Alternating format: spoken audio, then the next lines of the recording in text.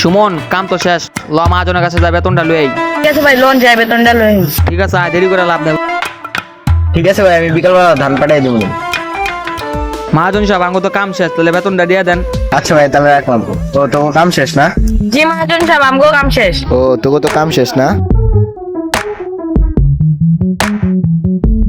এলো তোর 110 টাকা, আর এলো তোর 110 টাকা। ভালো হয়েছে, প্রতিদিন 110 টাকা করে দেন, এটা পরে কামে লাগাইতেন। আরে বেটা তুই কি করলি? দেখছিস আমি জীবনে কত কিছু করে লেছি। কিরে সুমন, তোর সমস্যা কি? 10 টাকা করে আলাদা রাখছে? মহাজন সাহেব, আমি হজে যাবো, এলে প্রত্যেকদিন 10 টাকা করে জমাই।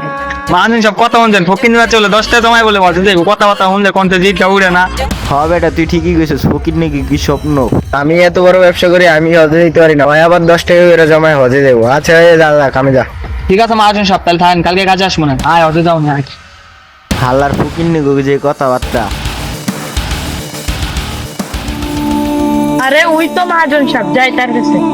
আসসালামু আলাইকুম মহাজন সাহেব, ভালো আছেন? ওয়ালাইকুম আসসালাম। কিরে তোর এই অবস্থা কে? মহাজন সাহেব, আমি তো হজ করে আসছি, এই যে আপনার জন্য জমজমের পানি নিয়ে আসছি, নেন।